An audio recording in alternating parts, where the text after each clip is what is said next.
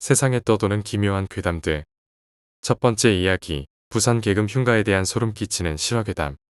지금은 계금 흉가가 사라졌습니다. 부산시에서 철거했거든요. 몇 년 전이었는데 정확한 연도는 기억나지 않습니다. 그때 부산의 H학원 강사로 일하시던 저와 친분이 있는 분께서 이야기해 주신 것입니다.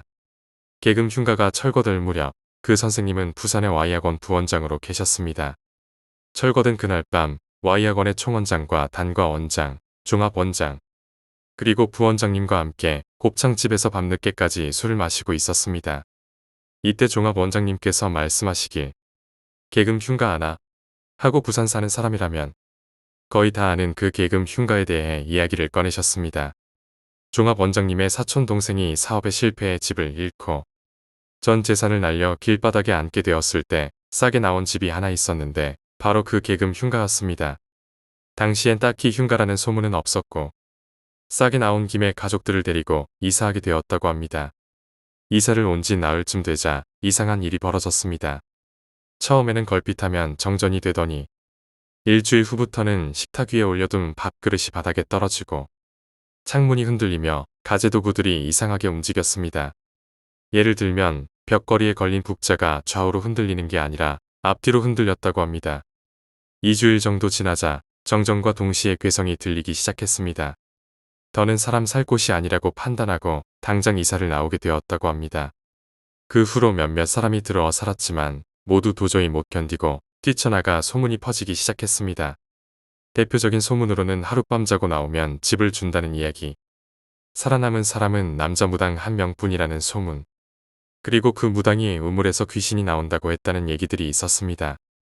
하지만 그 집엔 우물도 없었고 그런 사실도 없었습니다.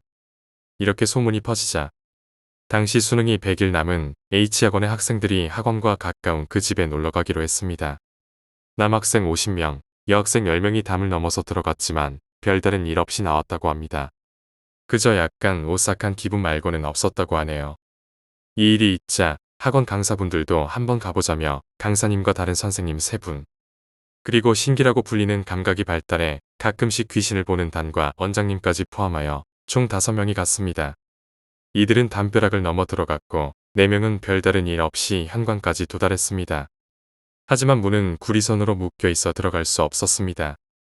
4명이 허탈하게 돌아서려는 순간 단과 원장님이 눈알이 뒤집혀 흰자위만 보이는 상태로 거품을 물고 뻣뻣하게 굳은 채 정원 한가운데 서 있었습니다.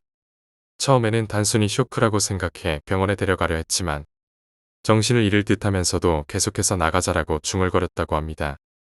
정신을 차린 후 그분은 그 집이 단순히 원한이 서린 집이 아니라고 했습니다.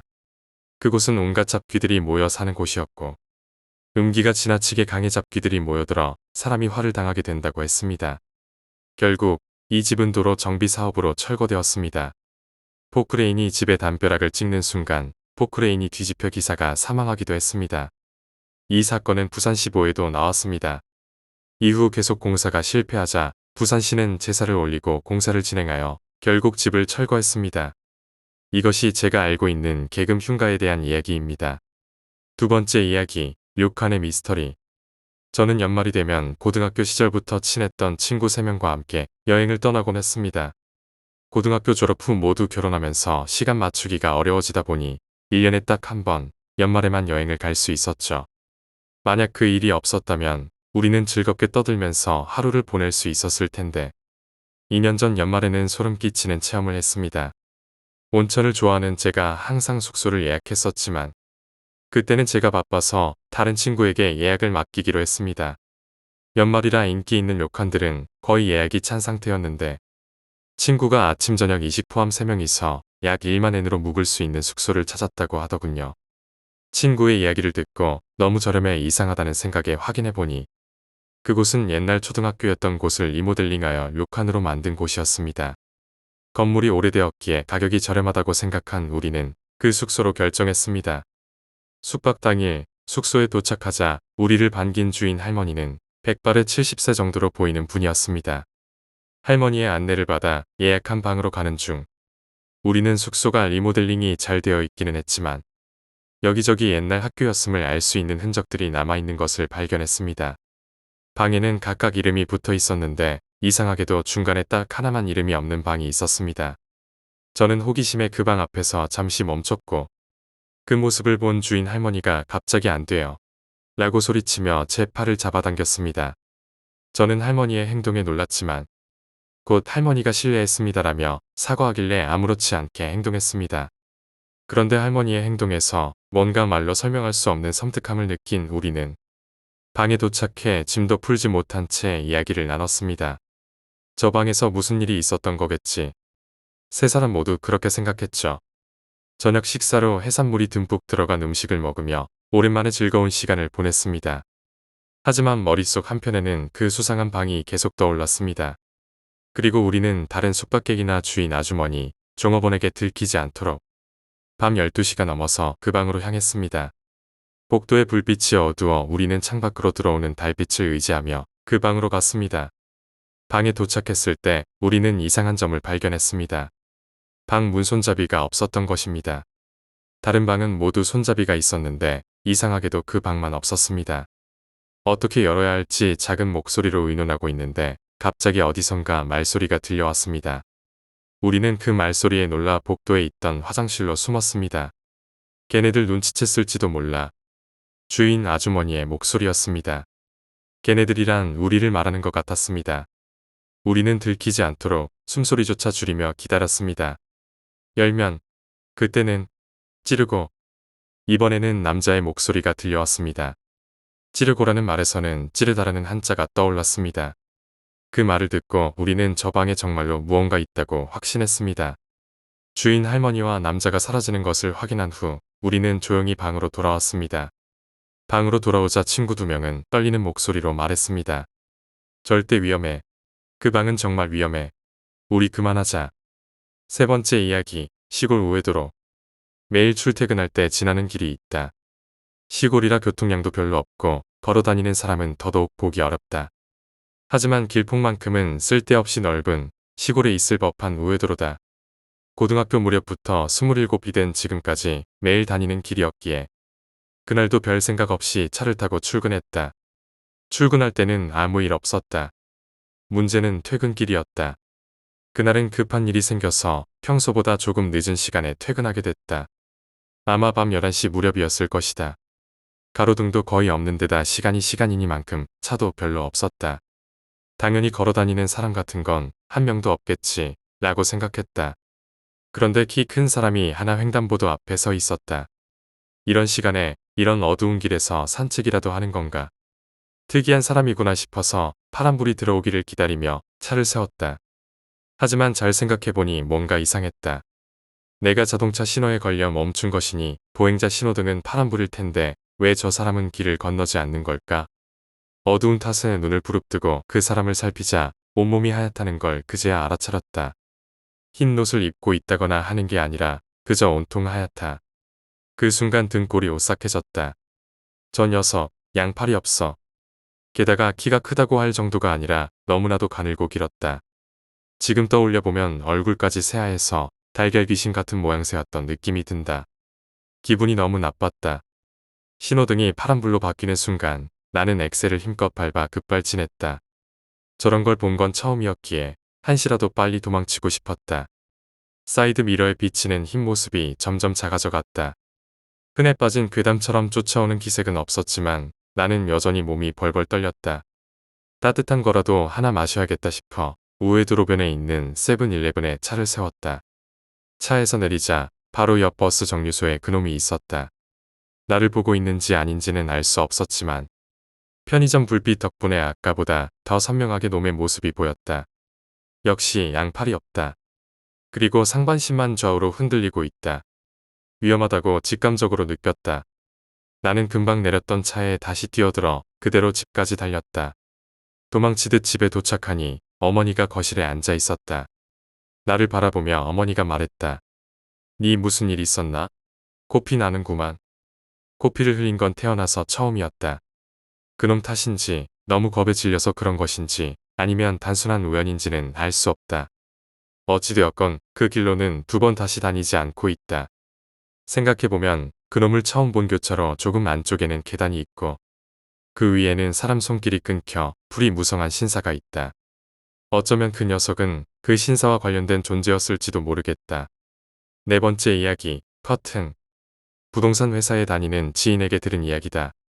자취하는 자식과 연락이 되지 않는다며 아파트 열쇠를 빌려달라는 사람이 왔다고 한다. 신분증명서도 확인했고 서류상 신원보증인도 맞았다. 하지만 열쇠를 직접 건네줄 수는 없었기에 담당 직원이 함께 가서 집에 있는지 확인해보기로 했다. 확인 결과에 따라 보증인 책임 하에 문을 열어주는 방식이었다. 집에 도착하니 신문꽂이에 수북하게 신문이 꽂혀 있는 게 보였다. 초인종을 눌러도 반응이 없었고 집안에서도 인기척이 없었다. 위험한 상황이 예상되었다.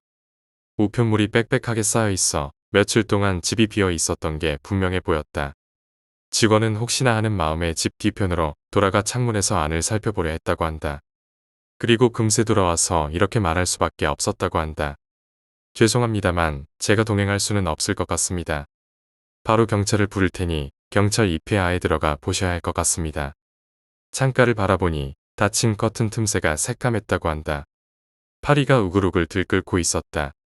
다섯 번째 이야기, 골짜기. 친구들과 여행을 갔을 때 어렸을 적 할머니가 해주셨던 이야기라며 친구가 풀었던 괴담 이야기였어.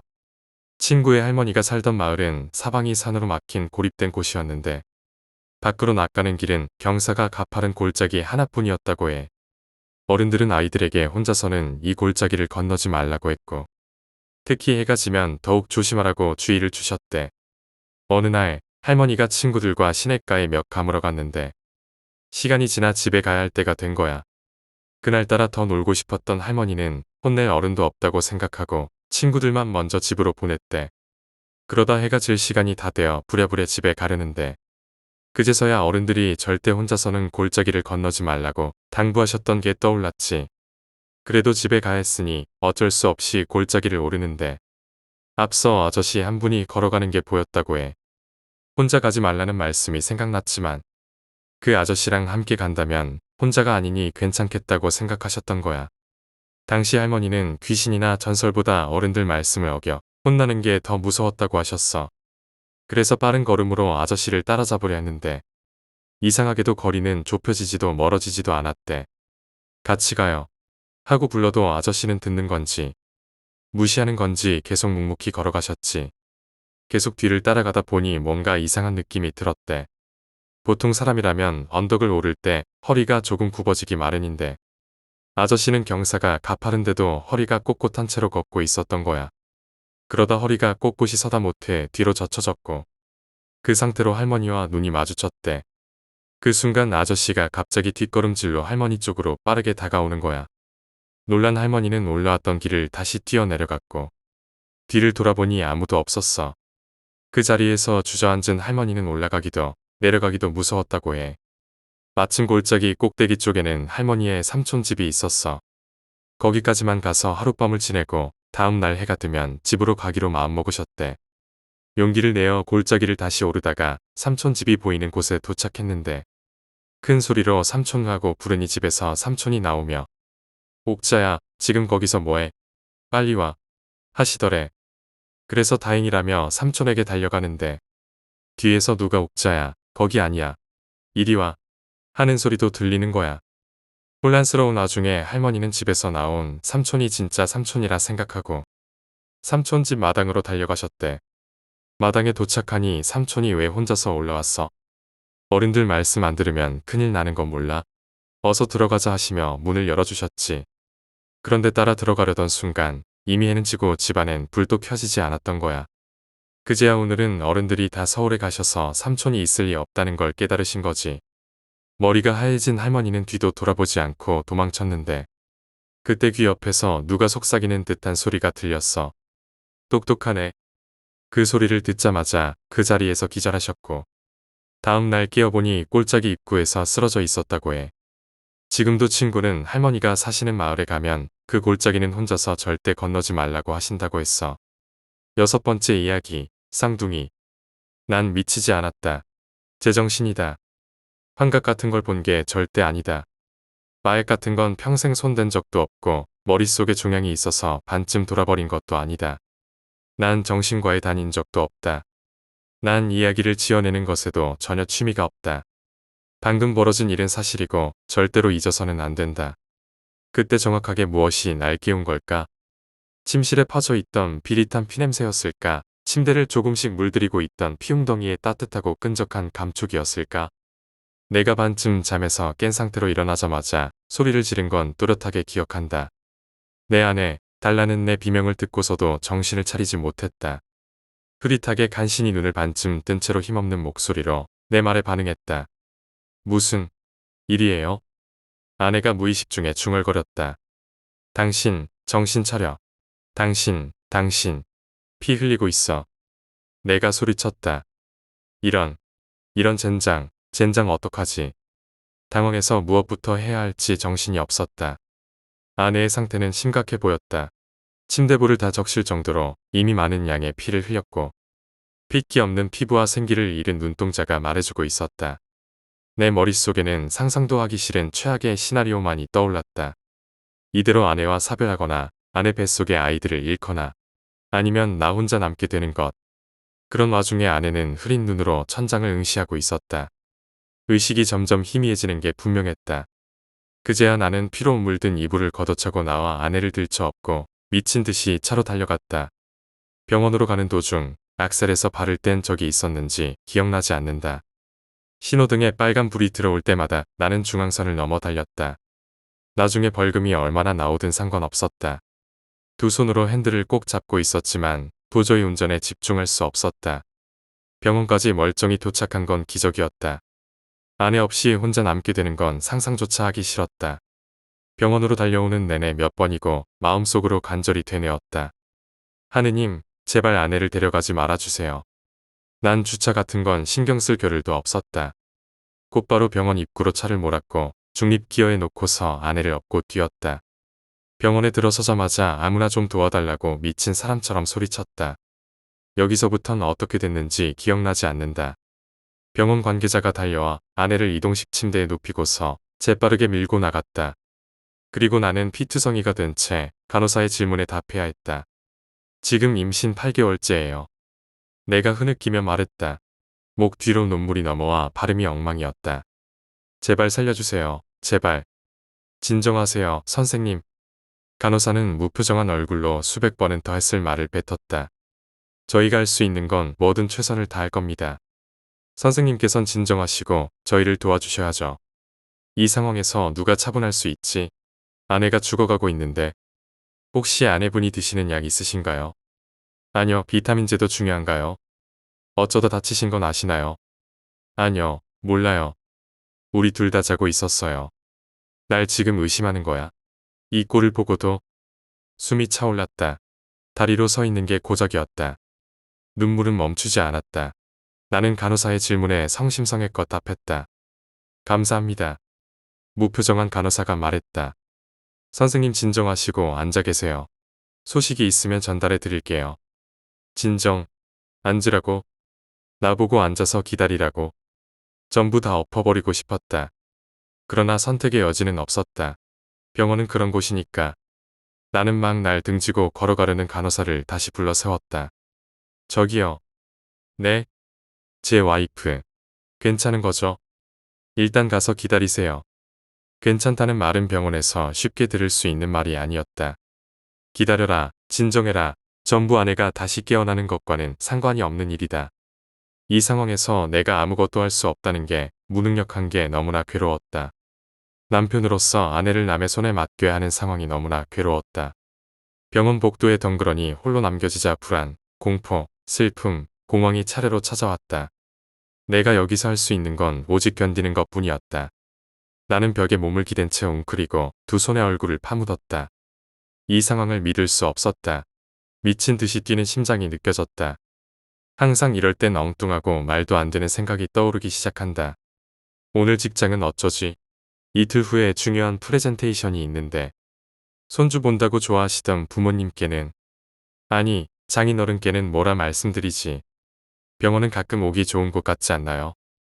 어디선가 들려온 활기찬 목소리. 고개를 들어온 목소리의 주인을 바라봤다. 아무 소리도 들리지 않았는데 내 옆에는 젊은 남자가 서 있었다.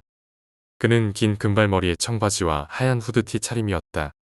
퉁퉁 부은 눈과 피투성이가 된 내 모습을 보자 그는 입술 사이로 반듯한 치아를 드러내며 웃어 보였다. 그 웃음은 도저히 잊을 수 없는 것이었다. 방금 뭐라고 했어?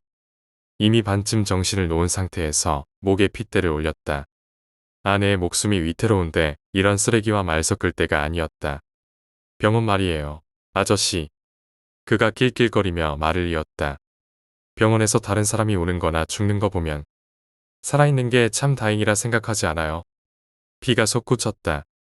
당장 그의 얼굴에 주먹을 꽂아버리고 싶었지만 내 마음속 어딘가에서 설명할 수 없는 것이 날 붙잡고 있었다. 여기 와서 누구 속 긁어볼 요령이라면 사람 잘못 골랐다는 거 제대로 알려주마. 나는 화를 애써 누르며 말했다. 내 와이프 때문에 한 번은 봐주는 거다. 남자는 숨 넘어가듯 웃기 시작했다. 저도 알죠. 이름이 달라였나? 여긴 노인들이 나와서 누워있다 저 세상 가는 곳인데 너무 이른 나이네요. 아쉽겠네, 그쵸? 놀란 눈으로 그를 쳐다봤다. 어떻게 안 거지? 내가 병원에 뛰어들어왔을 때 로비에 있었나? 아까는 본 적 없는데. 넌 뭐하는 놈이야? 놀란 내 입에서 반쯤 욕설 섞인 말이 튀어나왔다. 전 모르는 게 없죠. 아내분을 처음 본 게 대학교 때. 결혼 반지는 지지난 달에 한 번 잃어버렸다가 보름 후에 차고에서 찾으셨네. 가끔 그럴 때 있죠. 결혼 기념일은 12월 22일. 얼마 안 남았는데 안타깝네요. 그리고 지금 아내분이 위태로운 것도 알아요. 피가 글쎄 아직도 나오고 있어요. 참 큰일이죠. 그는 빈정거리는 말투로 내 가정사를 읊어댔다. 너 헛소리 한 번만 더 짓걸려봐. 나는 화를 애써 눌러담고 말했다. 내 와이프 때문에 한 번 봐주는 거다. 남자는 갑자기 숨 넘어가듯 웃으며 말했다. 저도 당연히 알죠. 여기 이 병원에서 전혀 만난 적 없는 사람이죠. 앞으로 존재한 적도 없게 사라지게 될 거예요. 나는 그 말이 머릿속에서 맴돌았다. 이게 뭐지? 이게 말이 되는 일인가? 그러나 내겐 선택권이 없었다. 아내를 살리기 위해서는 선택의 여지가 없었다. 잘 생각했어요. 그는 웃음을 터뜨렸다. 알겠어. 계속 이어갈게. 아내의 목숨을 구해드릴 테니 다른 목숨을 주시면 됩니다. 나는 그의 말을 믿기 어려웠지만 아내를 살리기 위해서는 지푸라기라도 잡는 심정이었다. 누굴 원하는 거야? 나는 떨리는 목소리로 물었다. 누구냐고. 내 절박함에 그는 미소를 지으며 대답했다. 걱정 마세요, 아저씨.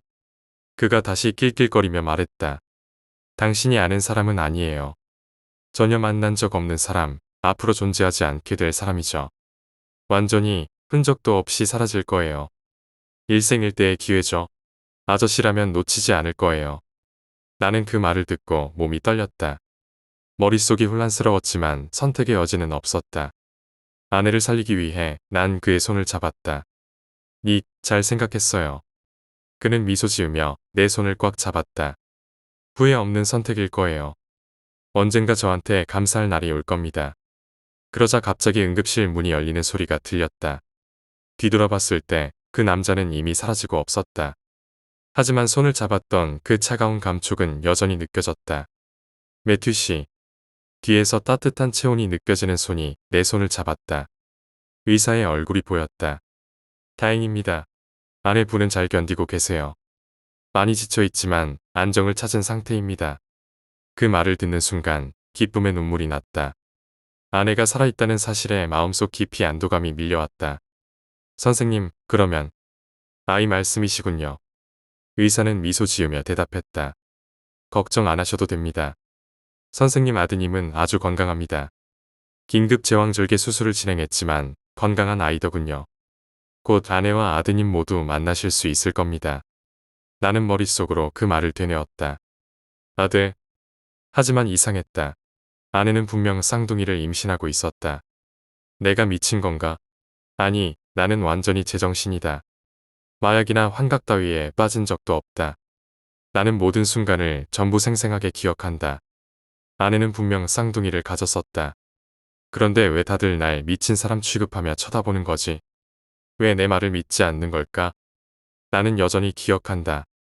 모든 순간을, 그 남자의 섬뜩한 웃음을, 그리고 아내가 임신했을 때의 모든 검사를.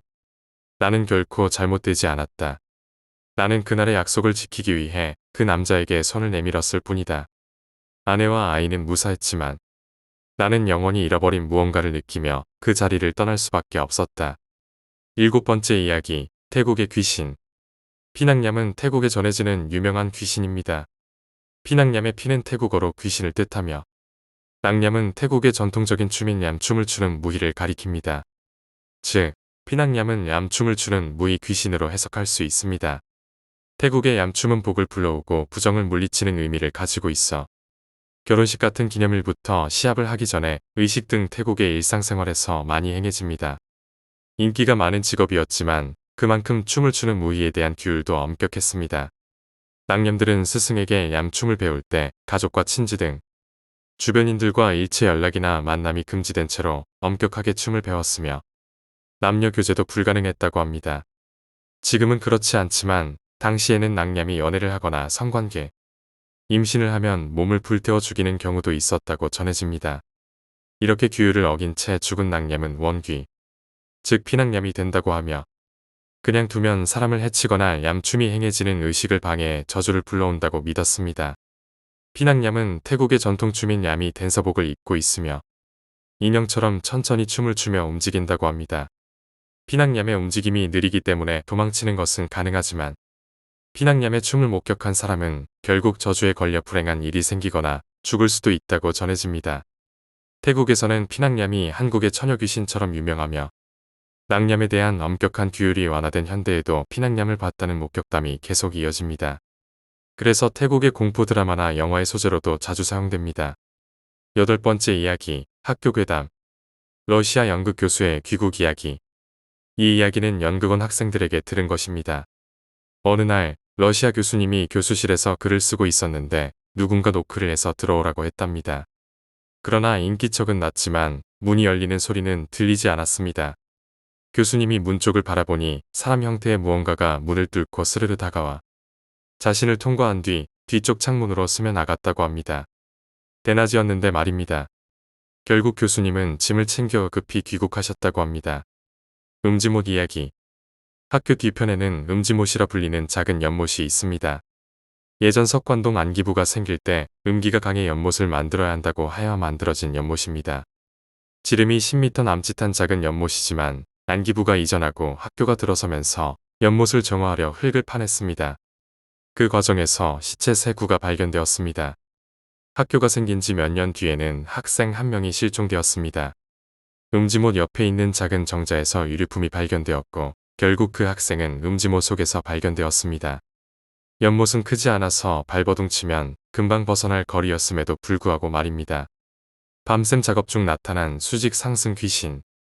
미술과 학생들에게 들은 이야기입니다. 어느 날 밤 학생 4~5명이 과실에서 밤새 그림을 그리고 있었답니다. 새벽쯤이었을까요?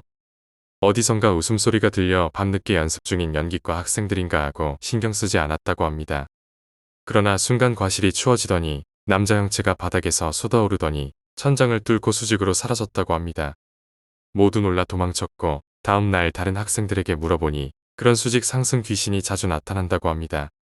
지하 편집실 골방의 노크 소리. 지하 영화과 편집실은 2평 정도의 좁은 방이 쭉 이어진 구조입니다. 영화과 학생들은 편집을 위해 밤샘 작업을 자주 하는데 새벽 3시가 되면 방마다 노크를 하고 지나가는 귀신이 있다고 합니다. 노크를 하면 대꾸하거나 문을 열어봐도 아무도 없고 노크만 남아 있습니다. 어느 날 한 학생이 문을 열었을 때 복도에는 아무도 없었지만 다음 방 학생도 같은 소리를 들었다고 합니다. 형체는 없고 안에서만 들리는 노크 소리. 이젠 가끔 있는 일이라 그러려니 한다고 합니다. 수송대의 한밤 차량 소리. 학교 뒤편에는 군용 차량이 있던 수송대라는 큰 공터가 있습니다. 지금은 미술원 금속공예나 공간을 많이 차지하는 실기생들이 작업 공간으로 사용하지만 밤에 작업을 하다 보면 캐터필러 소리나 트럭 엔진 소리가 들린다고 합니다. 지금 그곳은 승용차만 있음에도 말입니다. 경비초소에 불빛. 학교는 철망과 경비초소가 곳곳에 서 있습니다. 지금은 기관들이 철수하고 빈 초소들만 남아있지만 한밤중에 그 경비초소에서 서치라이트 불빛을 봤다는 학생들이 매년 나타납니다. 야산의 불빛. 비슷한 현상으로 산속에서 도깨비불 같은 불빛이 휙휙 돌아다니다가 꺼지곤합니다. 사람이 다니는 길이 아닌 산 쪽에서 종종 나타나 불빛이 사라진다고 합니다. 산속의 개소리. 주변 주택가에서 개소리가 들리긴 하지만 한 곳에서 여러 마리가 으르렁거리는 듯한 소리가 들릴 때가 있습니다. 특히 신관에서 들리는 이 소리는 군견 수십 마리가 짖는 듯한 소리와 비슷하다고 합니다. 지금은 없지만 신관에서 초소로 가는 길에 예전 군견을 키우던 큰 개의 사육장이 폐허로 남아 있습니다. 복도를 도는 뒷모습. 저 역시 경험한 이야기인데 학교 구간 복도는 일자 구조입니다. 어느 날 밤샘 작업 중 화장실을 가기 위해 복도로 나섰는데 코너에서 누군가가 돌고 있는 것이 보였습니다. 저도 걸어가서 코너를 돌았지만 그 사람은 또 다른 코너로 사라졌습니다. 복도는 구조상 계속 돌 수 있지만 매번 코너를 도는 뒷모습만 본다는 건 이상했습니다. 이와 비슷한 경험을 한 다른 학생들도 있었습니다. 축제에 나타난 얼굴. 학교 축제 때 연극원에서 귀신 놀이를 위해 창문에 종이로 만든 얼굴과 손을 달아놨습니다. 학교 내부 전원을 꺼 비상등의 얼굴과 손이 비춰졌고 중정에서 파티 중이던 저는 곳곳에서 비명 소리를 들을 수 있었습니다. 그날 몇몇 학생은 복도 비상등에 비친 정체불명의 형체를 보았다고 합니다. 연극원에서 설치한 얼굴은 5, 6개였지만 이상하게도 10명이 넘는 얼굴을 봤다는 사람들이 많았다고 합니다. 이외에도 소각로 굴뚝에서 연기가 나는 것, 기숙사 복도에서 들리는 문 긁는 소리, 영화과 스튜디오의 하늘다리에서 들리는 발걸음 소리 등 여러 괴담이 있습니다. 9번째 이야기, 귀신을 부르는 중고 침대의 미스터리. 저는 지금 미국에서 유학 중인 여학생입니다. 나이 먹고 늦게 온 유학이라 여학생이라는 말이 조금 어색하긴 하네요. 하하. 처음 미국에 와서 작은 방을 구하고 처음 겪어보는 미국의 카펫 바닥에 적응하지 못해 한인 커뮤니티 사이트에서 중고 침대를 하나 샀어요. 한국인 부부가 트럭으로 배달해 줬는데 게스트룸에만 두던 거라 거의 새 거라는 뻔한 말과 함께 가져왔죠. 하지만 몹시 낡아 보였어요. 한국에서 기르던 고양이를 미국까지 데리고 왔는데 이 녀석은 항상 제 옆에서 잠을 잤어요. 침대도 아꼈다, 새 시트도 깔아주니 고양이도 좋은지 새 이불 속으로 파고들더군요. 고양이를 키워보신 분들은 아시겠지만 고양이는 겁도 많고 조심성도 강한 동물입니다. 그런데 이 고양이가 이불 속에 들어갔다가 갑자기 펄쩍 뛰어오르는 겁니다. 그러더니 화장실로 달려가서 방 쪽을 보며 하악대기 시작했어요. 처음엔 고양이가 왜 이러는지 몰랐고 방에 들어오려 하지 않아서 한참을 화장실에서 주저앉아 있었죠. 할 수 없이 화장실에 방석을 하나 던져주고 잠을 청했어요. 이사하느라 피곤했는지 깊게 잠든 듯 했는데 꿈인지 뭔지 모르게 살짝 깬 느낌이었어요. 그런데 웬 할머니 한 분이 저를 보고 있더군요. 미국에 온 지 얼마 되지도 않아서 한국 사람이 보이는 게 이상하지도 않았고 속으로는 룸메이트의 할머님이신가 했죠. 둔한 건지 멍한 건지. 그 할머니는 저를 한번 보더니 사내 놈이 아니네 라고 말하고 문을 열고 나가셨습니다. 정말 사람처럼요. 낮에 일어나 생각해보니 정말 어떤 할머니가 오셨던 건가 싶어 룸메이트에게 물어봤는데 집에는 아무도 오지 않았다고 하더군요. 그때부터 조금 무서워지기 시작한 건 고양이가 화장실 밖으로 한 발짝도 나오지 않았기 때문이었습니다. 밥을 밖에 둬도 고양이 화장실을 밖에 둬도 제가 던져준 방석 위에서 꼼짝하지 않았어요. 워낙 겁이 없고 공포 영화를 봐도 잘 자는 타입인데 그날은 솔직히 무섭더군요. 무서운 마음에 친구들과 문자를 주고받다가 잠들었는데 또다시 잠에서 깨게 됐어요. 깨는 순간 나차 싶었죠. 그때 또 그 할머니가 헐렁한 바지에 짧은 머리를 하고 나타나 저를 보고 있었습니다. 그런데 마치 제가 깬 걸 모르는 것처럼 멍한 표정으로 다시 사내 놈이 아니네 라고 말하고 뒤돌아 나가버리더군요. 화장실에 있던 제 고양이가 뭔가 억울하고 약 오른 듯이 울며 돌아다니길래 정신이 퍼뜩 들었어요. 다음 날에도 이런 일이 3번이나 반복되니까 정말 미치겠더라고요. 바닥에서 잘 땐 없던 현상이라 침대를 판 한인 부부에게 전화를 걸었지만 받지 않았습니다. 넷째 날엔 너무 무서워서 친구들을 집에 불러 거실에서 놀다 잠들 작정이었어요. 친구들에게 그 할머니 이야기를 하며 온갖 추측을 하다가 결국 웃으며 잠이 들었죠. 다음 날 아침에 친구들이 집으로 돌아간 후 한 친구가 말해준 대로 머리 드는 방향을 바꿔서 자보기로 했습니다. 신기하게도 그날은 할머니가 나오지 않았고 고양이도 조금씩 밖으로 나와 밥을 먹고 들어가더군요. 그런데 다음날 저희 집에서 자고 간 친구 하나가 굉장히 흥분한 채로 말하더군요. 친오빠가 자기를 깨우더니 그 할머니 어디 있냐? 고 물었다고 합니다. 웬 할머니가 자기 방에 와서 얼굴을 쓰다듬어 놀라서 깼다고 하더라고요. 그 진지한 분위기에서 웃을 수는 없었지만 속으론 할망구 귀신이 남자를 찾더니 진짜 찾아갔나 보네 라는 생각이 들었습니다. 나중에 알게 된 사실인데 그 침대를 판 부부의 친가 할머님이 한 달여 전에 자연사로 돌아가셨다고 하더군요. 아마 그 침대에서 돌아가신 게 아닌가 싶었어요. 귀신이 나오더라도 돈 아까워서 그냥 쓰던 침대였는데 이 위에서 누가 죽었다고 생각하니 소름이 돋았습니다. 결국 다음날 중고장터에 아무 말 없이 팔아버렸어요. 며칠간 바닥에서 자다가 그냥 새 침대를 샀고 친구의 오빠도 할머니 이야기를 한참 하더니 요즘은 안 하는 걸 보니 이제는 나타나지 않는 것 같다고 하더군요. 이상하게도 미국에 와서 한국인 친구들이 이야기하는 꿈이나 가위, 귀신 이야기는 멀리 미국 땅에서도 한국 귀신만 나오더군요. 왜 금발이나 흑인 귀신은 안 나오는지 모르겠어요. 흑인 귀신이라면 진짜 무서울 것 같은데 이 일을 겪고 나니 미국서 죽어도 한국인은 말 잘 통하는 한국 사람만 찾아가겠구나 라는 엉뚱한 결론을 내렸습니다. 사실 그 할머니 얼굴도 아직 기억나고 왜 사내 놈이 아니네 라고 하셨는지도 알 듯하지만 딱히 아기가 있는 것 같지는 않았어요. 여튼 그다지 무섭지 않은 제 경험담 읽어주셔서 감사합니다. 10번째 이야기, 고향집에서 발견된 수수께끼의 뼈. 스스로 독립한 지 2년이 되어갑니다. 어머니는 홀로 고향집에 살다가 재혼을 계기로 먼 곳으로 이사를 가시게 되었고 그 고향집을 다른 사람에게 빌려주게 되었습니다. 마침 집을 새로 짓는 동안만 살겠다는 부부가 나타나 고향집을 빌렸습니다.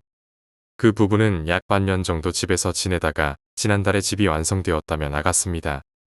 그래서 가장 가까이에 살고 있던 제가 고향집 상태를 살피러 가게 되었습니다. 정원에 들어서자 구석에 작은 판이 서 있는 것이 보였습니다. 판은 비에 젖어 더러워진 상태였고 글자가 희미하게 남아 있었습니다. 날짜가 적혀 있었고 이를 보고 혹시 애완동물의 묘가 아닌가 싶었습니다. 하지만 애완동물이라 해도 빌린 집 정원에 묘를 세우는 일은 없을 거라 생각했습니다. 게다가 계약할 때 애완동물을 기른다는 얘기를 들은 적도 없었습니다. 기분이 좋지 않아 집 안으로 들어갔는데 특유의 냄새가 느껴졌습니다. 반년 동안 타인이 살았던 곳이라 그 집만의 냄새가 밴 거겠거니 하고 무시하려 했습니다. 하지만 냄새는 욕실 쪽에서 강하게 나는 것 같았습니다. 욕실 탈리장 문을 열어보니 불쾌한 쉰내 같은 냄새가 가득 차 있었습니다. 고향집은 지어진 지 20년 이상 되었지만 3년 전 대규모 리폼을 했고 특히 욕실은 완전히 새로 지은 상태라 낡아서 나는 냄새는 아니었습니다. 혹시 하수도 냄새인가 싶어 바닥을 살펴보니 짙은 감색의 발매트가 깔려 있었습니다. 어머니 이사를 도운 터라 이건 분명히 어머니 물건이 아니라는 걸 바로 알 수 있었습니다. 냄새의 원인이 매트인가 싶어 매트를 들춰보니 바닥에 커다란 얼룩이 남아 있었습니다.